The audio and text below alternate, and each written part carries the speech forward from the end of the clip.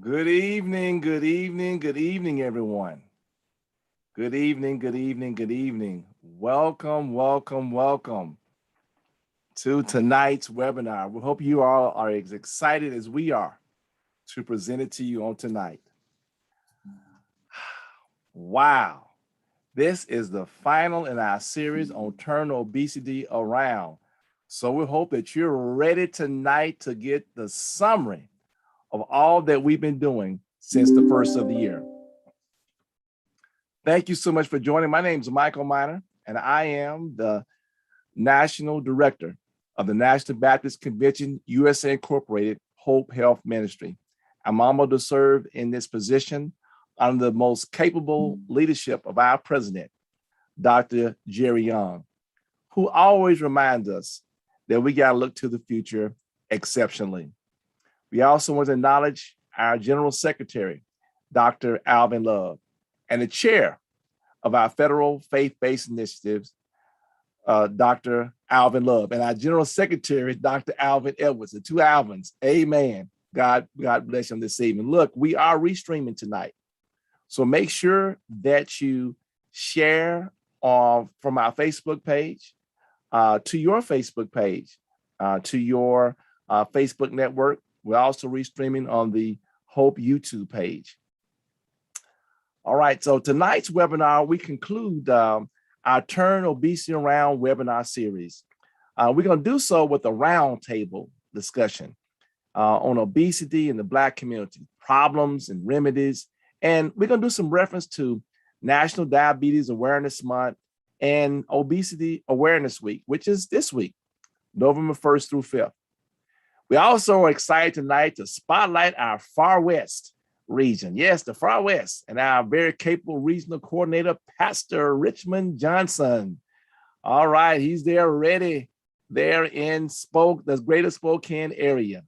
All right, thank you for your leadership, Pastor Johnson. We want to remind you that this evening's webinar is sponsored by Novo Nordisk. All right. Now we continue to remind everyone listening about the COVID-19 pandemic, the COVID-19 vaccine and the vaccine booster shots. All right, look, if you're not taking the vaccination, we encourage you to do so today. Take your booster. Hey, I've taken my booster and I'm doing fine. I'm doing fine. So jump in and join me with that.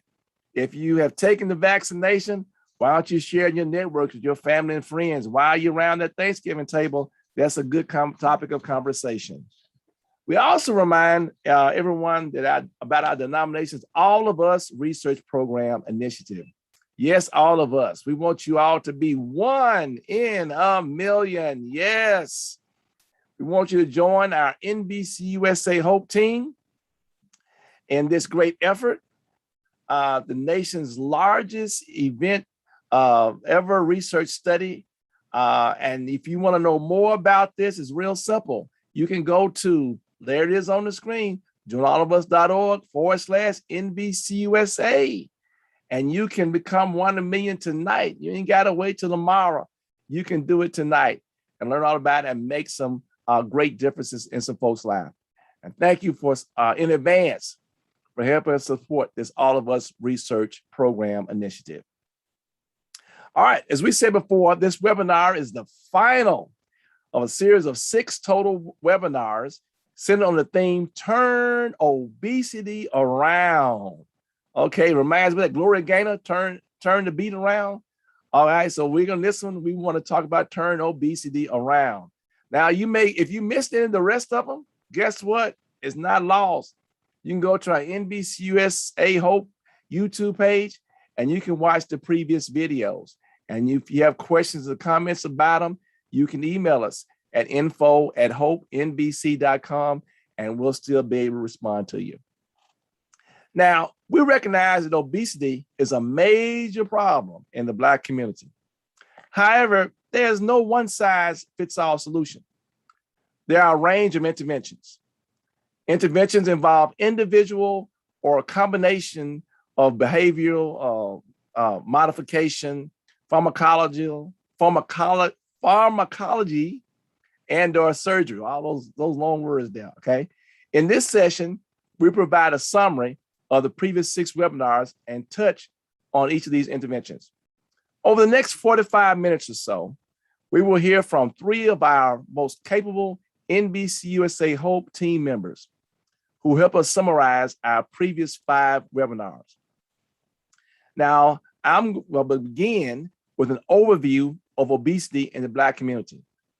Next, I'm going to turn the moderating duties over to my wife, Lydia, who will continue the webinar with panelist Ellen McKnight.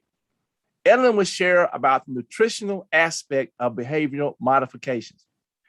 Ellen is the principal partner of the Maxine firm. The Maxine firm is a nutrition, public health, and wellness firm. The firm is powered by a network of healthcare professionals whose primary objective is chronic disease prevention in urban and rural communities, promoting healthy lifestyle changes and providing urban communities with economic development opportunities by way of fresh food access is McKnight's life goal and passion. Ellen is a member of the Baton Rouge Dietetic Association, the Academy of Nutrition and Dietetics, National Organization of Blacks in Dietetics and Nutrition, and of course, she wants me to make sure that I should have said this first, and Alpha Kappa Alpha Sorority Incorporated. She also served as the National Baptist Convention Nutrition Coordinator. Welcome tonight, Ellen. Okay. All right. Awesome. Following Ellen, Dr. Lavora Williams will share about obesity and its connection to other prevalent health issues in our community. She will also speak to the situations where medication and surgery is needed for some individuals with obesity. Dr. Williams is an associate professor in the College of Nursing and Graduate Studies at the University of Kentucky School of Nursing. She is director of the Community Health Advocacy Interventions Generating Equity Change Team and the assistant director for Cancer Health Equity at the NCI designated Markey Cancer Center, where she holds the endowed research professorship in cancer health equity. Dr. Williams is chair of the MCC Diversity and Inclusivity Committee and a member of the Cancer Prevention Program. Dr. Williams received her undergraduate degrees in nursing from Union University and the Medical College of Georgia. She earned a master's of nursing, family nurse practitioner from Georgia Southern University and a PhD in nursing with distinction from Georgia Regents University. Her research aims to advance health equity among racial, ethnic minority, and medically underserved populations through community-engaged research methods to affect improved diabetes, cardiovascular disease, and cancer outcome. She is nationally recognized for developing culturally adapted interventions for implementation by community health workers in church settings. Dr. Lavora Williams. Good evening, Dr. Lavora. All right. And finally, Nettie Johnson. Nettie Johnson will share about the physical fitness aspects of behavioral modification. Sister Nettie Johnson is an author, podcaster, award-winning speaker, teacher, and founder of Education for Transformation. I like to call it ET, a wellness organization that develops and delivers curated education and programming addressing Black health disparities.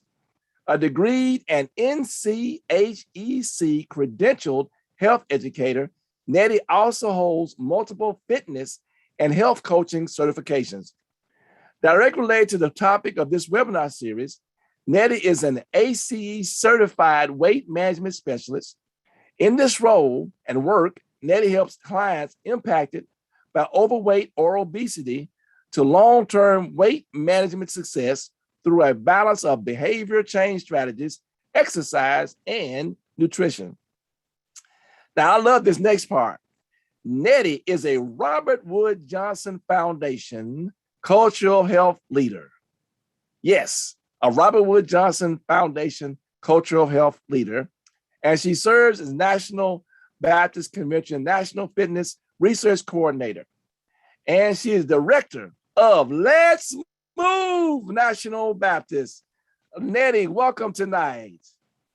Thank you so much for having me. All right. And we would conclude tonight with remarks from our Far West Regional Coordinator, Pastor Richmond Johnson, who we're so excited to have his leadership in our Far West region. We'll follow that with updates on upcoming activities and a Q&A session. Woohoo! So now we've got the introductions out the way. We are ready. We're strapped in. We got some dynamic folks that are ready to come and share tonight. Look, if you hadn't shared on your Facebook, do that now. Let some folks know that we're wrapping these things up on turn. I supposed to do is I turn obesity around. There you go. So I turned around. There we go. All right. I know. What can y'all say about me? Nothing. Oh my goodness. All right, here we go. Let's begin with an overview of obesity in the Black community. All right. Now, Black women have the highest rates of obesity or being overweight compared to other groups in the United States. Now, check this out. About 4 out of 5 Black women are overweight or obese. In 2018, non-Hispanic Blacks were 1.3 times more likely to be obese as compared to non-Hispanic whites. The same year, Black women were 1.3 times more likely to be obese as compared to non-Hispanic than non-Hispanic whites, 50% more likely to be obese. From 2013 to 2016, non-Hispanic Black females were 2.3 times more likely to be overweight as compared to non-Hispanic white females. People who are overweight are more likely to suffer from high blood pressure, high levels of blood fats, diabetes, and LDL cholesterol, all risk factors for heart disease and stroke. In 2018, Blacks were 20% less likely to engage in active physical activity as compared to non-Hispanic whites. Wow. That lets us know that we have as we say down home, a hard road to hoe, but it's not an impossible road to hoe. All right. Now it is my pleasure to present my wife, Lydia Miner, to moderate the remainder of this evening's webinar. And Lydia is modest, but she is a project director for our NBCUSA H.O.P.E. NIH All of Us research program, a nearly $4 million grant-funded initiative over the next 5 years. And I want you to know she is my awesome, fabulous, wonderful helpmate. Sister Miner, it's all yours.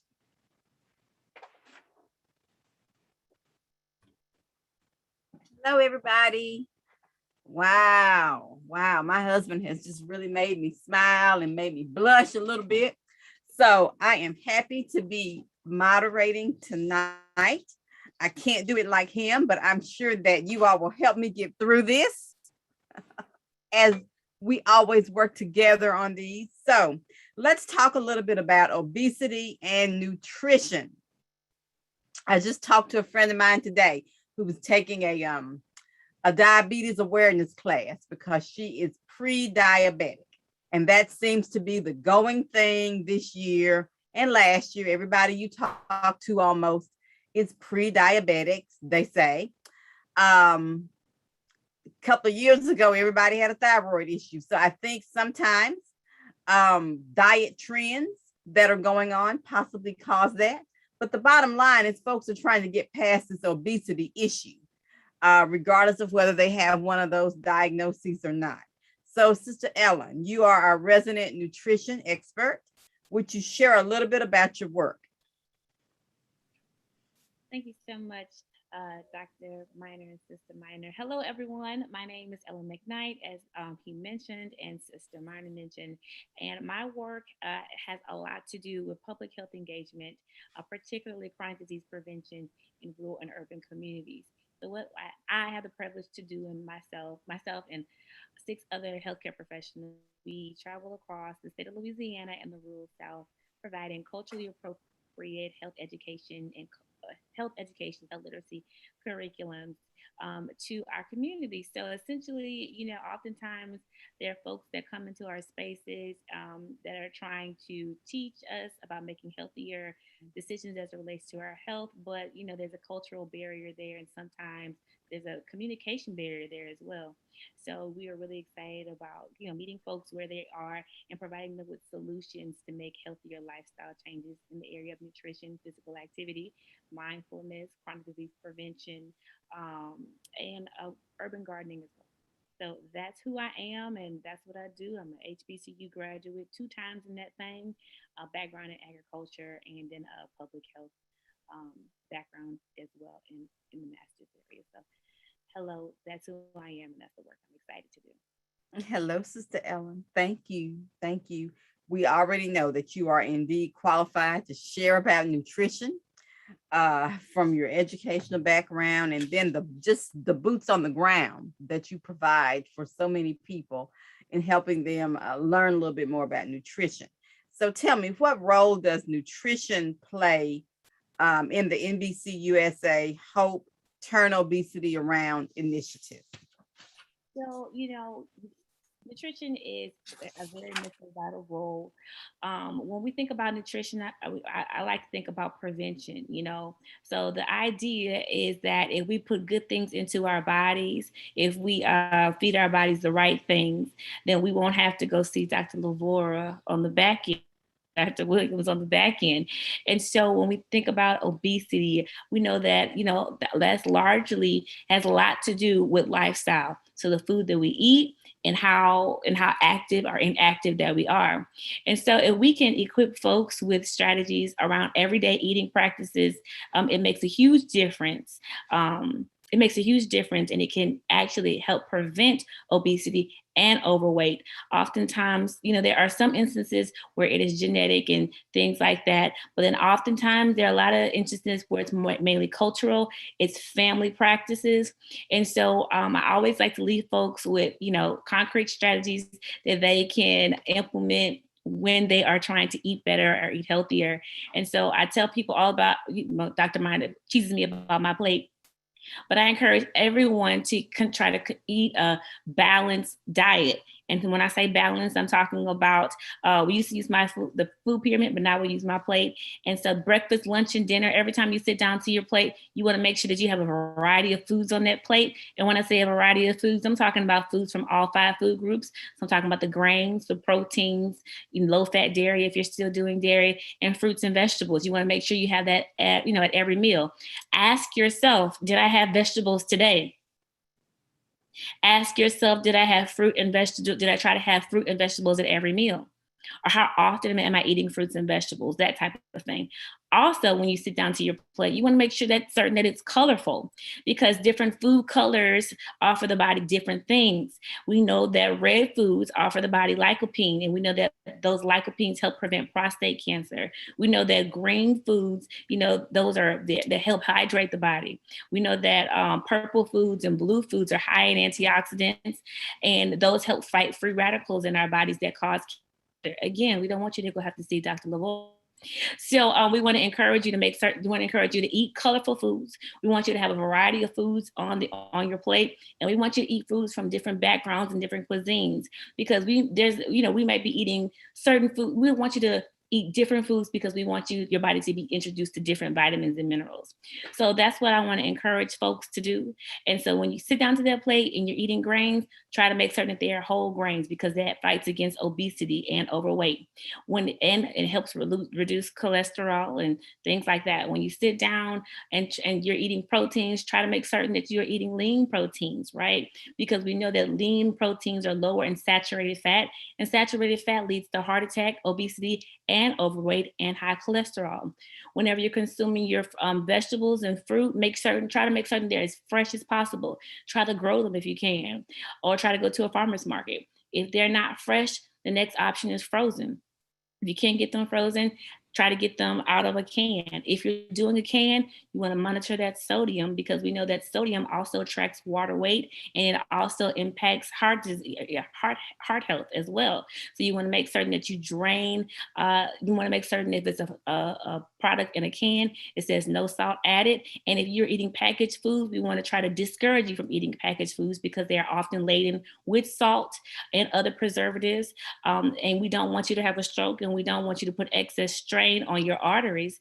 But if you are consuming packaged foods, you want to also always look at the food label.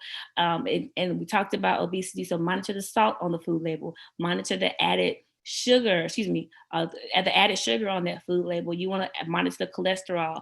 And you also want to, the sodium, the added sugar, the cholesterol, and then, like the overall calories, but you want to look at those things.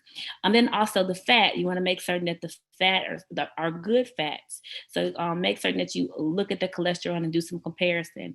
And then lastly, if you are consuming dairy, you want to make certain that that dairy is low fat. And then also explore some other milk beverages like soy milk or oat milk or cashew milk, because the reality is we want the vitamin D from milk and we want the calcium from milk, but we don't want the saturated fat. Those are things that you can take away or implement in your everyday life to help, so that you can be proactive about reducing obesity and reducing overweight. Oh, wow. That is absolutely phenomenal information. Great information. So the colors on the plate. Wow. So I need you to help me to help us solve a little mystery that most of us are somewhat familiar with. Why is it that so many of us are addicted? You mentioned the salt content and or the sodium, the same thing, content in our food. So why are so many people addicted to sugar and salt? So that's a really great question. Oftentimes I like to hear Sister Nettie talk about the science of food. Hopefully she talks about that later on, about food engineers. But oftentimes when we consume things like, salt, especially sugar, they kind of mimic the reward system in our brain. So we know that, dopamine is released or whenever in our brain, like a reward system, when we're having happy feelings and things like that. Oftentimes that same reward system or those same surges happen when we're engaging in drug activities, so things like heroin and things like that. Those neurotransmitters, that dopamine is released, and so sugar has has a similar effect on our brains. And so when we're consuming, a large amount of sugar or added sugar, that's kind of the addictive response. So like if you're getting that surge of dopamine, you're feeling happy, you're feeling good, and so when you come down from that high, you want to do it again. And so whatever you were doing to give you that feeling again, that's eating sugar, then you'll develop a taste or a craving for sugar. So what you want to do is, like, just be conscious about that. And so it's very important to make certain that you are monitoring that at a very young age. So even with your children, that's why there are recommendations about juices and candy and super sugary cereals and even milk and cold drinks for little kids, because you're essentially training your palate. You are building an endurance or a tolerance for excess sugar. That's why some folks who have not have a history of consuming a whole bunch of sugar, if they perhaps go to like a McDonald's or something like that, a place that's known for super sweet tea or something like a super sweet tea, when they get to McDonald's, they're like, oh my God, this is way too sweet. As opposed to somebody who's been, consuming large amounts of added sugar from, a little person.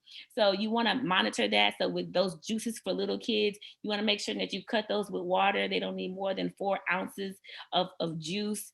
You want to make certain that you limit the amount of candy, because like I'm saying, you're training them to you're training them over time to be able to, you're training their palate over time to be able to crave more sugar and take more sugar, that type of thing. So just be very much so conscious about that. And if you are that person that was, it was too late, you said I've been eating sugar and Halloween candy and, sugar smacks and, Lucky Charms my whole life and here.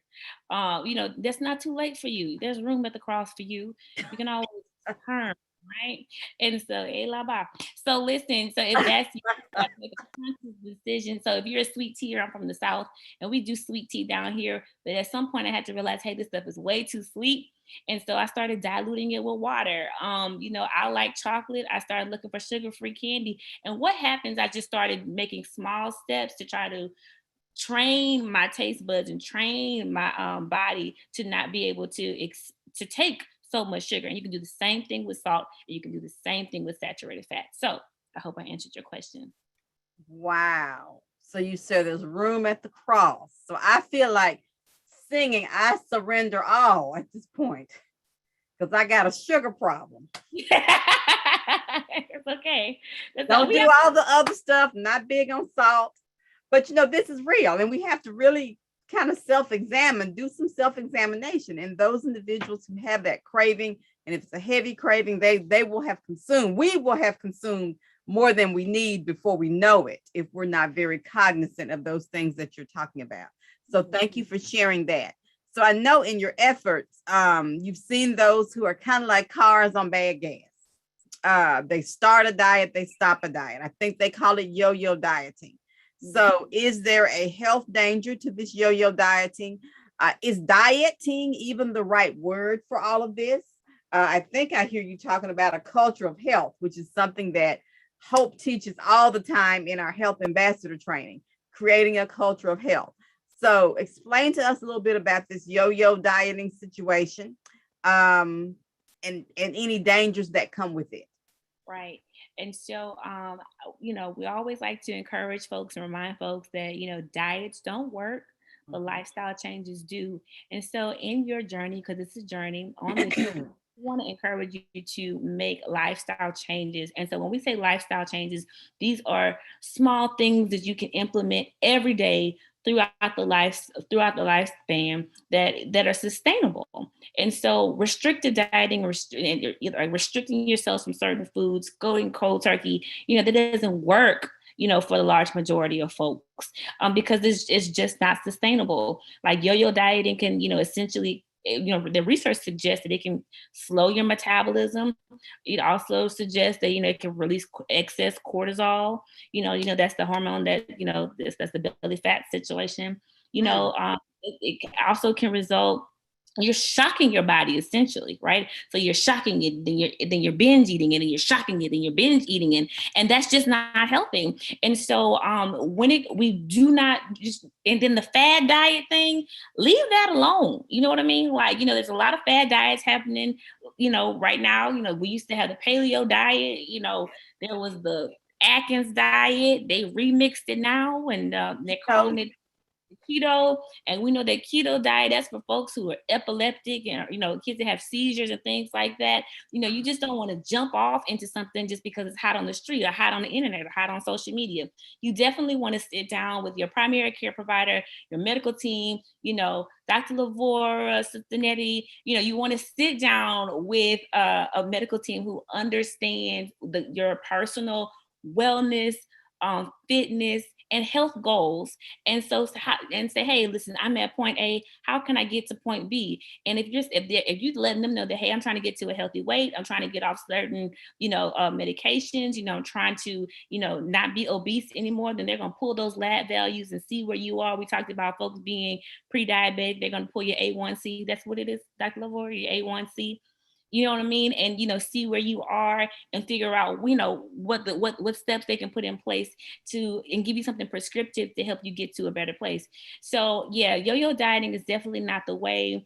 You really want to make the small lifestyle changes that's improving your diet, eating whole foods, not the store, but eating real foods, staying physically active, making certain that you are checked in with your primary care physician and your wellness team. So yes. Wow. So Yo-yo dieting is a no-no. Healthy lifestyle, lifestyle changes, gradual changes. Super, super. Is there anything else, Ellen, that you would like to share with us tonight? No, I'm excited to hear from Dr. Lavora and Sister Nettie. They always bring a different perspective, and I always learn. So thank you all. Wonderful. Thank you. We've enjoyed everything you said. Let's move on over to Sister Ellen. I'm sorry, to Sister Dr. Lavora Williams. Dr. Lavora Williams. Thank you again, Sister Ellen McKnight. Dr. Williams. Dr. Williams, Yes, hello. ma'am. Hello. You two have a personal connection to obesity and its relationship to health. So do you mind sharing about what drives your passion for this area of health? Ooh, so what drives my passion? I would say two things. One, clinically, just having been in training, and I hear these statistics all the time. Oh, Black people, #1 with cancer, #1 with diabetes, #1 with heart disease. And being a Black person in healthcare, oftentimes I was the only Black person in the classroom. So when these discussions came up, all eyes turned to me. Wow. And then just over time, and just recall growing up watching my mom, who was overweight, suffer from diabetes, eventually being diagnosed with colon cancer and dying from metastatic colon cancer. And then one day through my research, learning that with lifestyle change, as Sister Ellen discussed, that we can decrease our risk for diabetes just through our daily activities. And that was just eye-opening to me. And really what was the catalyst for my research. Wow. It's just teaching people how to make small changes throughout their day that ends up resulting in big changes in their health. Oh, that is super. And that's a great testimony. You were motivated by what you saw personally. Exactly. And hopefully that's what motivates all of us. That's fabulous. Absolutely. So talk to me a little bit about some of the negative health consequences of obesity. Well, the consequences of obesity are psychological as well as physical. And we talk a lot about the physical, and it's certainly important, but the psychological consequences, low self-esteem. We know that individuals who suffer from obesity and overweight are oftentimes victims of bias. Sometimes they have more depression and anxiety than normal weight people. And sometimes that depression and anxiety can become more serious and lead to bulimia, where people become seriously ill based on their restricting their diet too much. The physical components of obesity, we hear a lot about prediabetes, type 2 diabetes, which is closely associated with our weights, hypertension, high cholesterol, heart disease and stroke, gallbladder disease. Our joints break down from carrying excess weight, sleep apnea, and other respiratory conditions, and then even certain cancers, namely colon cancer, such as what my mom had, and breast cancer. And here lately, COVID-19. We know that people who are more likely to die when they're infected with COVID-19 is associated with overweight and obesity. Oh, wow. Wow. That's quite interesting. So it seems like to me that people would want to do better about their weight, knowing that not doing so is effectively a death sentence in many cases. Why do you think, and not always, we know that some people manage it well, but more often than not, in our ethnicity, we just see that obesity, going down a road that we'd rather not have it go down. Let me say it that way. So why do you think that so many people who are suffering from obesity, and we know that it is a disease. I mean, you've talked about all the things that it affects in our lives. So why do so many individuals have problems, number one, losing the weight, and then number two, keeping the weight off? Well, it's very challenging. Number one, we live in an environment that's obesogenic. We upsize, we have supersize and double burgers and triple burgers. So we live in this environment that really makes it difficult for us to change our behaviors. And then secondly, changing our behaviors, it's very difficult to change your behavior. As Sister Ellen was saying, oftentimes the way we eat and drink, it comes from our childhood, our culture even, and how we were trained, how our taste buds were trained. So it's very difficult to change our behaviors, living in the environment that we have, and just because it's difficult to change anything. Sure, because change is sometimes painful. Yes, and change is hard. It is. So that makes a world of sense. And thinking about our culture, and this is across the spectrum of races. This is not specific to people of color, but I think the way that we work, people work strange hours. Is there time to cook? Actually, when we were signing on for this webinar before we went live, we were joking about what's for dinner. Yes. And oftentimes people have every desire to cook a healthy meal, but they get bogged down with so many things that are going on. So we have to just make those little changes. One of the initiatives that we did in our church was teaching young women how to use the crock pot. So when you get home after a 10 or 12-hour day, you can have a healthy meal to help kind of overcome some of these things that you and Sister Ellen have talked to us about. Oh, yes. And when you walk into your home, when that crock pot is cooking, that smell. It does something to your very mood. rewarding. Absolutely. So we talked about, I just mentioned one intervention right there that we can do in terms of lifestyle change. Yeah. But share with us some other effective interventions for those who don't have success with this lifestyle change or behavior modification, as we call it. Well, lifestyle change is first, because even with the other two options, surgery and pharmacology, lifestyle change is still a big part of that. Mm-hmm. So with pharmacology, there are medications, about 3 on the market now, and they work in different ways. Some of them work by inhibiting how fat is absorbed in our bodies. Others work by increasing our serotonin levels in our brains and bodies. And others work by just making us feel more satiated, more full after we eat. Mm-hmm. There's even one that is very new. It's called Wegovy. It's a higher dose version of Novo Nordisk, actually. A diabetes drug, but it's a long-term weight management drug that's recently on the market. So there is a place for pharmacology in our lifestyle change. Generally, it's after lifestyle change, and it's based on a person's weight, a person's BMI. So a person who has a BMI of, let's say, 26 or 27, the clinician may not recommend medications for them.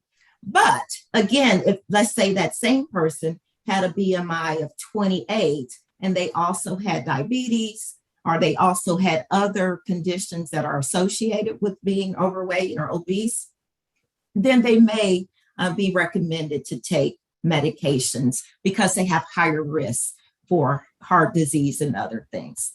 Okay. But generally, the medications that we use for weight loss are short-term, generally speaking. And what we stress is that using the medication in conjunction with nutrition and physical activity is going to yield the best effects over time. Wonderful. So it's not just run to the medication. It's a process. We try other interventions and work our way towards what works best for each individual. Yes, generally speaking, unless we have chronic conditions that necessitate starting medication sooner. Wonderful. What about surgery?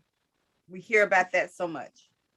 Well, surgery is an option. Again, after lifestyle change, generally speaking, there's generally 3 surgeries There's the gastric bypass, the gastric banding, and the sleeve.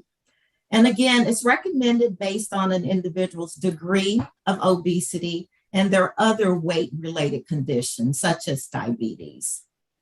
Oh, wow. So there's 3 different potential surgeries. It's interesting. Yes, 3 different kinds, yes. So do we need to change our conversation about obesity and include all these options? You know, we have these health ambassadors and others who are training folks on health. How should that conversation look? The conversation should look very similar to how we manage any chronic condition, because obesity is a chronic condition. It's not something that we prescribe something and the person is cured. It's something that a person has to live with and modify their lifestyle every day to be successful in their weight loss.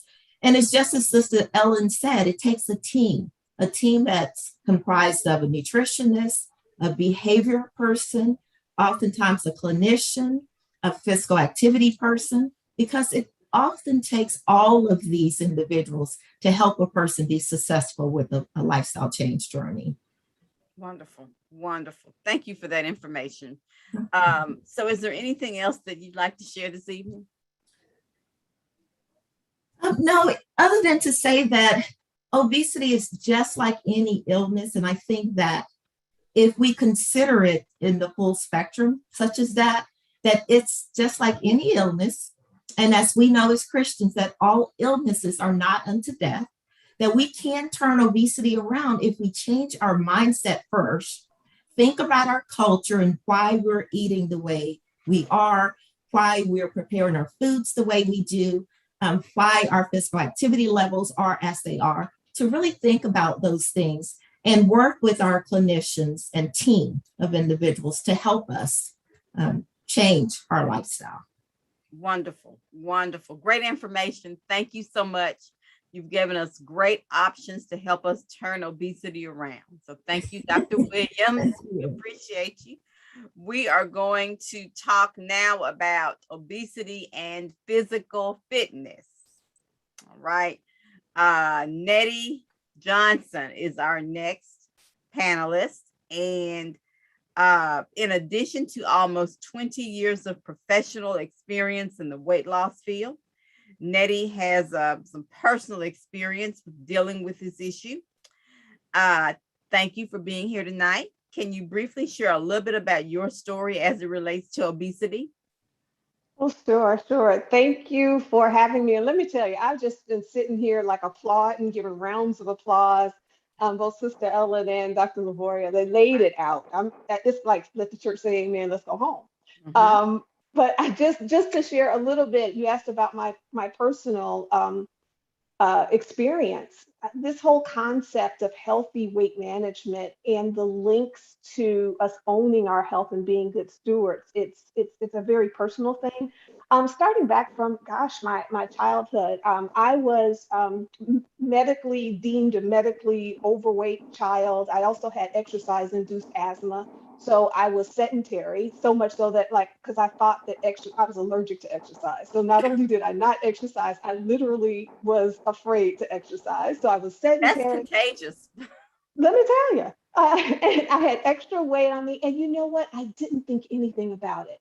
It was somewhat common, not only in my family, but in people around me. We just didn't think anything of it. My mother was like, "Oh, baby, don't worry about it. You just pretty plus." Y'all remember that line of clothing from Sears? They had the pretty plus clothes. Yeah. So, I didn't think about it until when I was 17 years old, my father passed away in his sleep. And that startled and shook our entire family. And one of the outgrowths of that for me is that it changed the way I started to look at health. Because prior to that, everybody in my family has hypertension, diabetes, some combination of chronic diseases. And I just thought that was natural. I thought that once you get to a certain age, just like this gray hair comes on my head, I thought that you're going to have diabetes, you're going to have hypertension, because it was just so common that it had been normalized. And when my father passed away, it caused me to look at how I was seeing myself on that path. And I wanted to do some things even at that young age, probably or maybe in my 20s when I got out on my own. I started to try to make some lifestyle changes. Here's the thing. I started and I went from being totally oblivious to what I was eating to obsessing. All of the things that Sister Ellen said don't do, I did them. I was strong and wrong. The yo-yo dieting, the trying the different stuff, you name it, the teas, the this, whatever was popular at the time, I was in it, I was strong and I was wrong, and the weight would come off and it would come back on. I went through this yo-yo dieting so much trying to be healthy that I ended up destroying my gallbladder, had to have my gallbladder taken out. The doctors were kind of like, you're making yourself ill in your efforts to be well.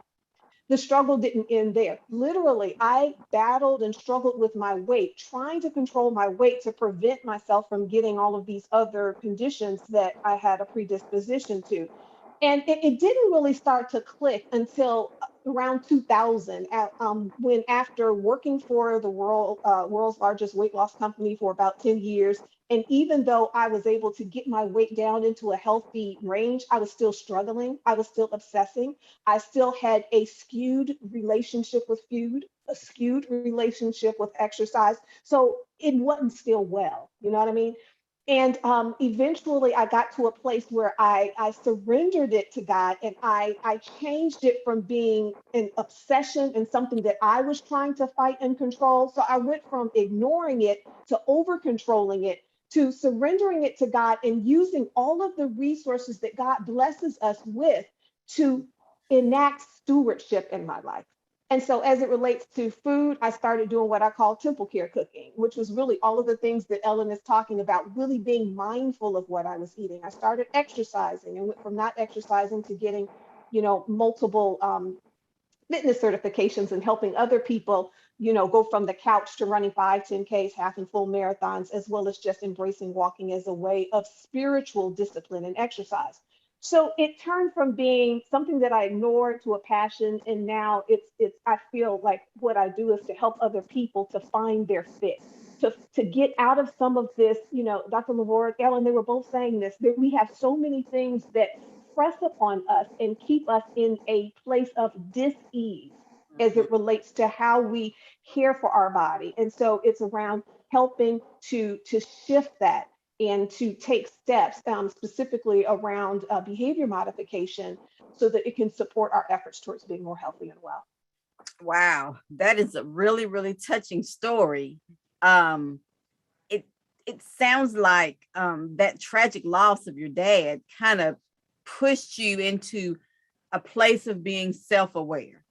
And we know that in any part of our life, self-awareness is the key, whether it's mental, physical, or spiritual. We've got to kind of know what space we're in and know it for ourselves. To borrow from our pastors, they say we need to know what we know, and sometimes we don't, particularly when it comes to our own health. So that idea of self-awareness is just fabulous. So I get it. That's great. So once you became self-aware, or once we become self-aware, what do you think after that initial point of awareness comes in? What truly motivates those with obesity to begin the weight loss activities? Because we know just hearing the doctor say it scares us for a minute. Yeah. We may shed a tear. We may call our bestie or call our pastor and say, oh, I'm pre-diabetic. But then life goes on and we tend to move away from that initial shock. So where does the motivation come from to work on this weight loss activity? And thank you so much for that question, because I think that this is a really important issue, not only as it relates to weight loss, but we can take this in any area. Your doctor can tell you, even if it's not weight related, that you have diabetes or that you have whatever. We can want to make a change, and we can have information, but information and awareness in and of itself does not automatically translate into action. And it doesn't automatically go into change. I mean, let's just think about it. There was a study by NPD back in 2014 that said that more than 1/3 of prescriptions remain unfilled. And it's not because people don't have the money sometimes. The doctor prescribes it, people sometimes just don't get it. Mhm. Ellen, talked about My Plate. There was some research, maybe it's about 5 years old or so, but there's research that said that only 2% of Americans eat daily along the lines with My Plate. Now, this may be old data, but my goodness, if we look at exercise, more than 80% of people don't exercise as much as we can. And so education is important. I'm a health educator. Ellen does some of the most impactful health education I have seen. And we need to have the information. So what goes beyond that so that we take it from just being head knowledge and it actually shows itself in our lives? Okay, so my personal experience, and then I'll come back to a more general. For me, what and you said what I experienced was when it went from being head knowledge to heart knowledge. Mhm. When my father did not wake up, my daddy had been told about his conditions. He was a college educated man. We were decidedly middle class. Many of these barriers that we often see when we talk about the culture of health in the African American community, very often it is social determinants of health driven. So we think about low income, lack of education, and so on. But when we look in our community, we see that health disparities persist across economic ranges, across Mhm. educational ranges. Mhm. So I'm not discounting that, but that's not the whole picture.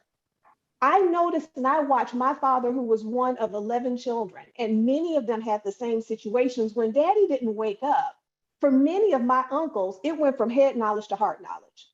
So all of a sudden, the stuff that I know that I should do, it became important enough for them to start to make some adjustments. And I saw some of those changes. Now, we don't have to have this kind of a loss to always make change. But what it has to do is it has to move beyond just something that I know to something that moves us. And so in preparing for today and praying about it, three things were really laid on my heart that I wanted to kind of just go into for just a second. And Dr. Lavoria, she hit on one of them. And I think that part of what we need to do, because this whole concept of behavior change and changing our modification, even if the change is getting the surgery, doing medications, and then of course you have to adjust your food, your activity, all of those kinds of things as a support to maintain that.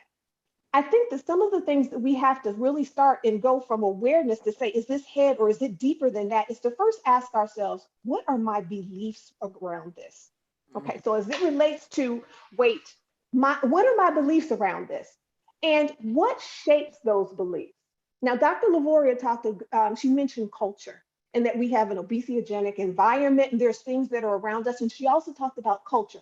We're dealing not only with experience. Maybe this is the way I have always eaten. This is the way I have always, maybe exercise has never been a part of my life. This is something that is generational. We have that aspect, right? But we also are shaped from things that go deeper than that. Mhm. Consider in our culture, Dr. Miner started off by reading some statistics about African American women.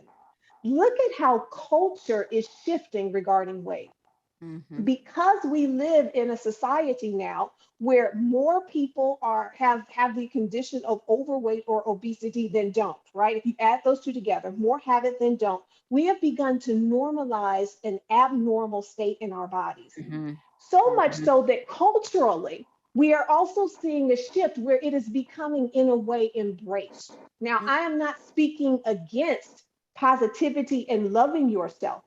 But when we get to a place where we focus on how I look more so than how I feel and how my health is, let's just be real. I'm talking to women now. How many times have we said, because I'm just going to talk about myself. I used to say this, my man like it.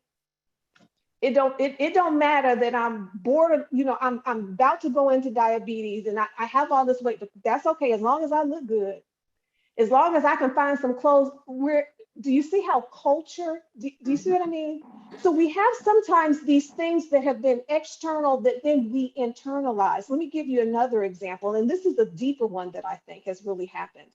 And this is specific for African American people. We have a unique experience on this earth.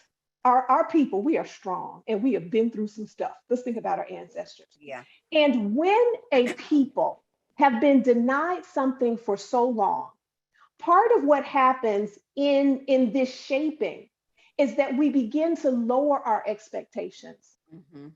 we begin to lower our expectations regarding health.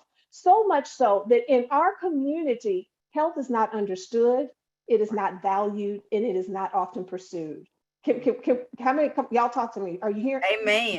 We have to look at this. So there's this external thing that is going on for generations where Mhm. we don't even understand it. How many times, and we're going to talk about in church, how many times, okay, it's a mosquito, wait, okay. How many times have we Thought you were heard in clapping in church? the middle of your sermon. No, I was killing a mosquito. How many times have we heard, I got to die of something? Yes. How many times have we heard statements?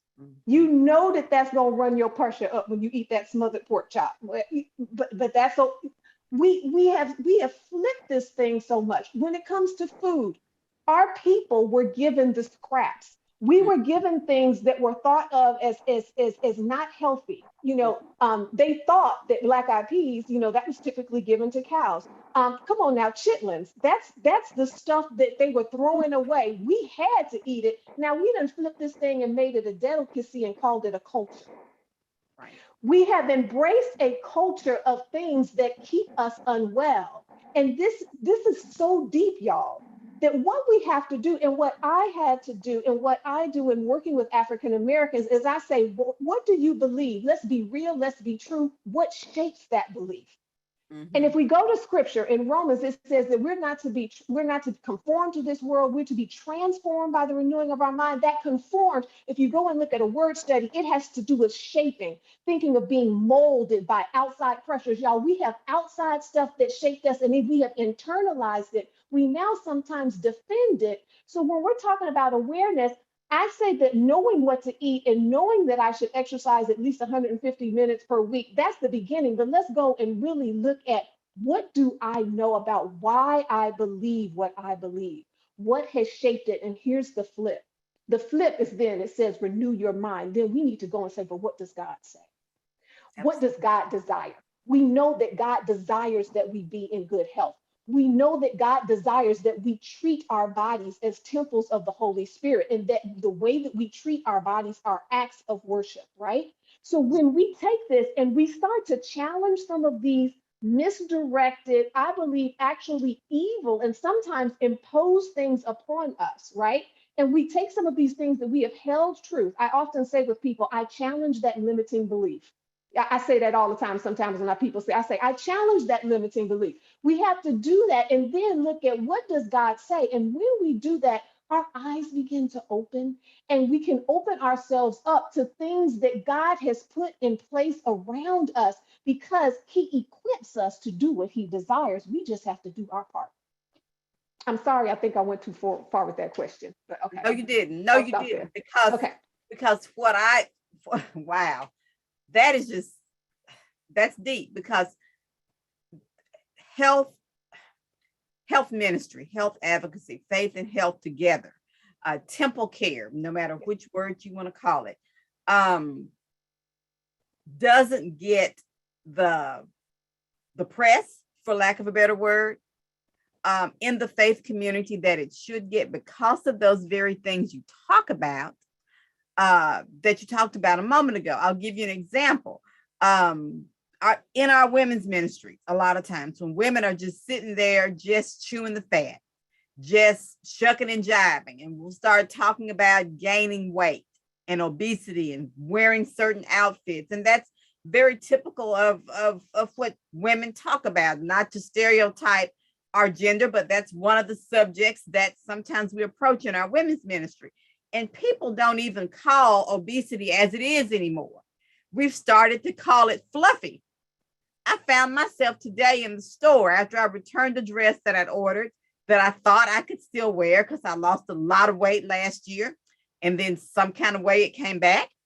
But I was returning this dress, and I was really disappointed because I liked the dress. So I was chatting with the salesperson and looking for something different that I knew that I could wear. And I used the word fluffy. I said, oh, I've gotten so fluffy, I can't wear this cute dress. And after I said it, I said, wait a minute. I didn't get fluffy. I gained weight. I've got to call it like it is and not let these cultural norms convince me that it's okay. Even in our growing up years, many of us will recall, obviously you don't want to ridicule a child for being obese. You love that child in whatever shape, form, or fashion he or she is in. And prayerfully, if obesity is an issue, you will find a way to help them get healthy. But think about back in the day, we would always say, isn't that baby fine? She's just fine. The other terminology in our culture, thick. Really? So we need to have that awareness that you spoke of. We need to consider the body as a temple. And I think quoting the scriptures, the ones that you quoted today and so many others, for this whole idea of faith and health. Somebody said in the chat, I think Dr. Lavora said, big boned. Look, you know, that was you're me. 5 feet, That was 5 me. feet tall and you say you're big boned. No, you're not. You're obese.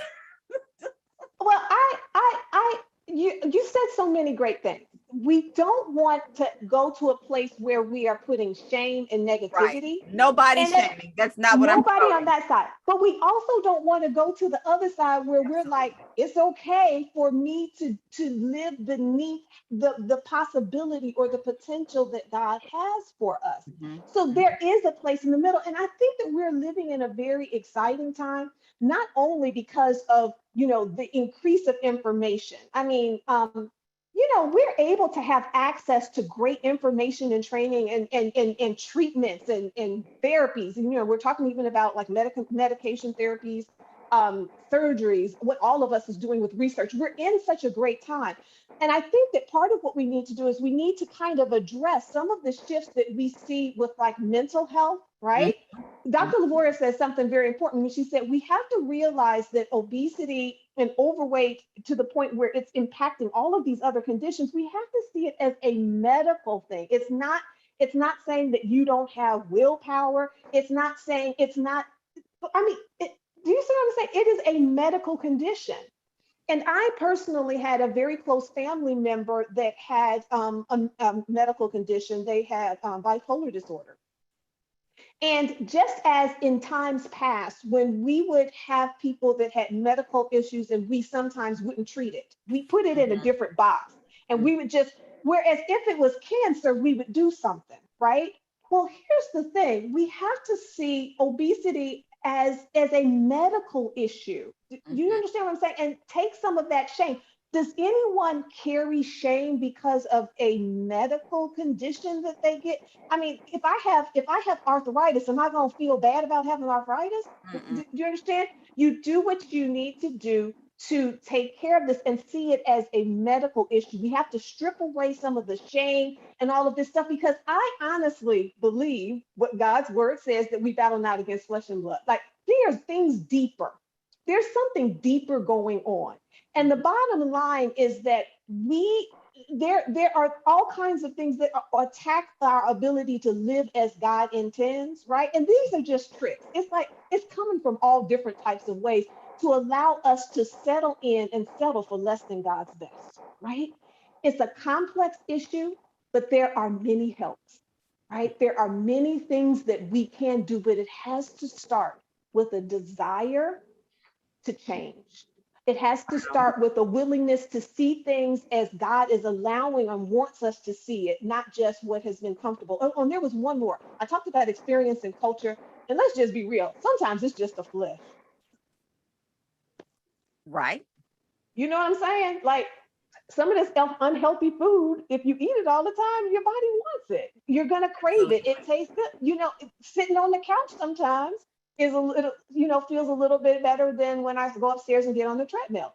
But sometimes our flesh just wants us to just do, but we have to think higher, desire higher, and then align our actions with that and draw on the resources that God provides. Draw on the resources that He provides. And part of that, I believe, as a people, is we have to stop being so gap oriented and looking at what we don't have and lean into what we have.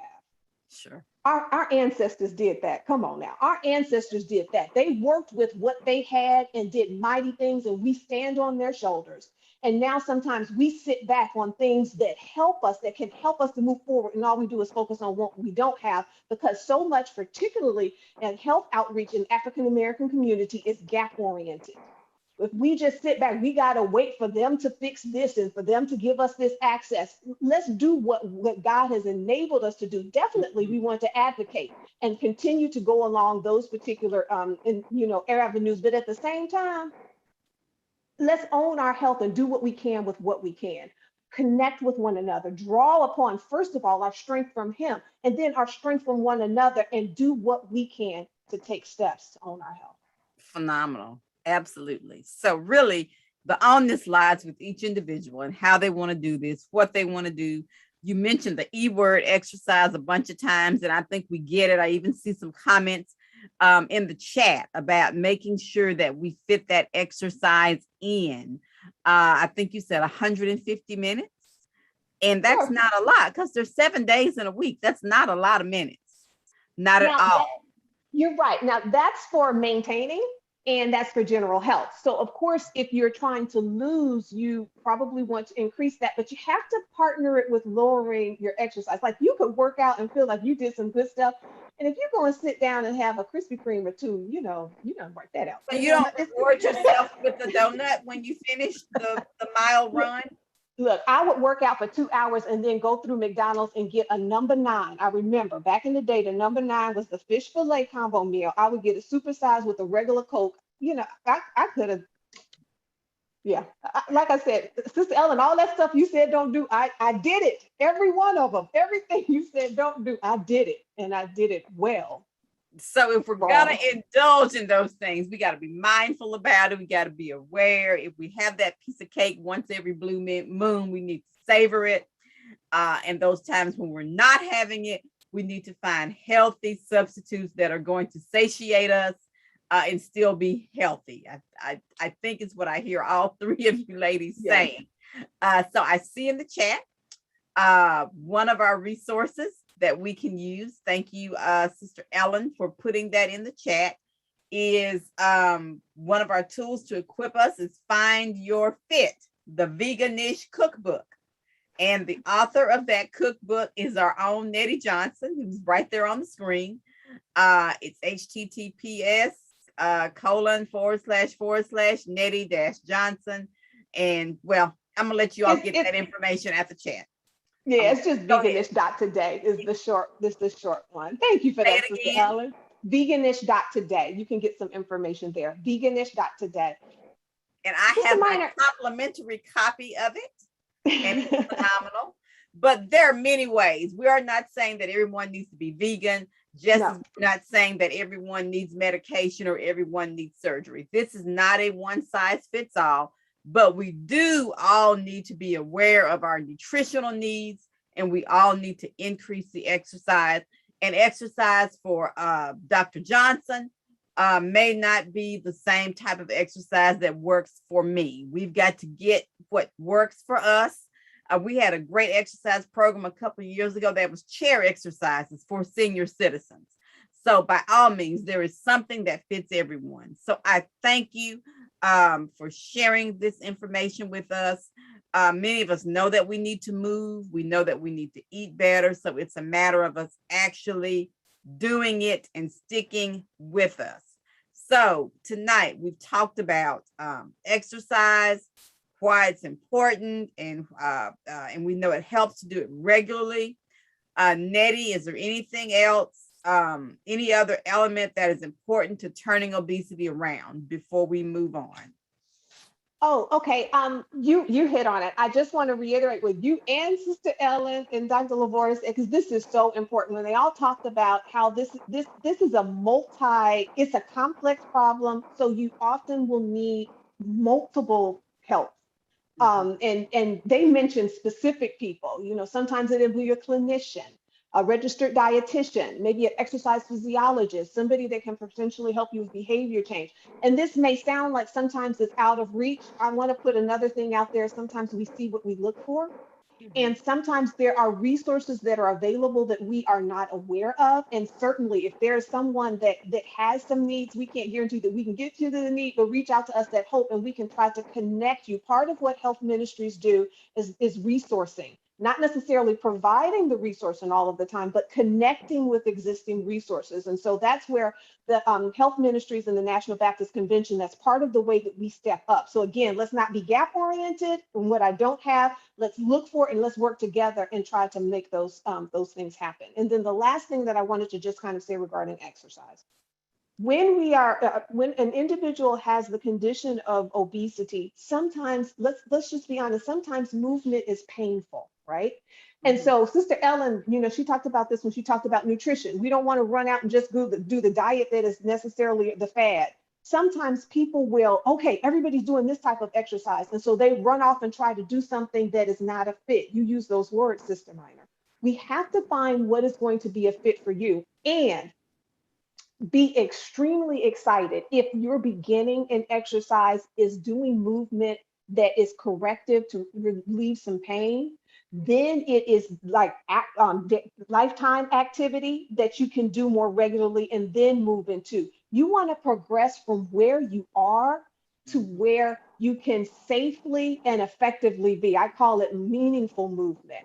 So even take your time and find your fit in that.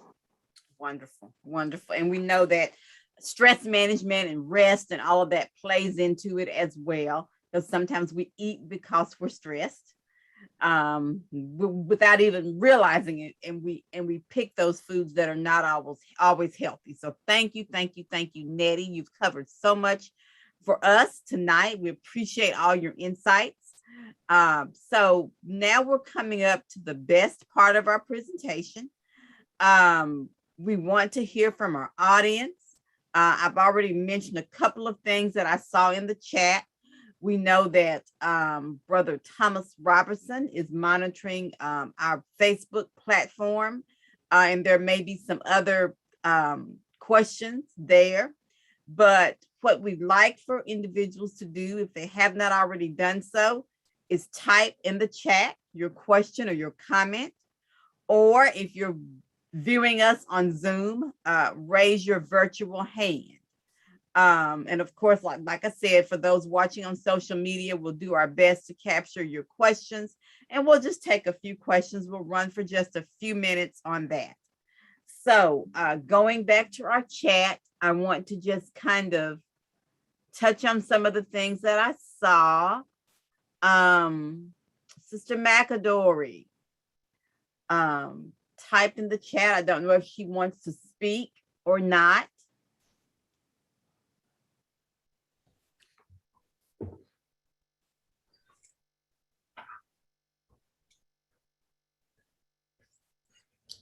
No,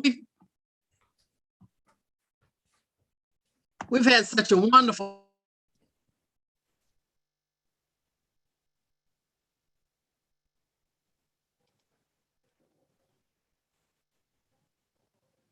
Okay, so no, Sister Lydia, we've had such a wonderful panel that's given us so much great information tonight.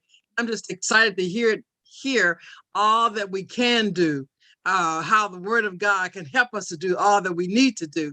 And if we just take a look at ourselves, we can do better. We don't have to take the status quo. And it was so great to hear Sister McKnight and Dr. Lavora and Sister Nettie on what we can do for ourselves. So it was an exciting panel tonight. Thank you so much for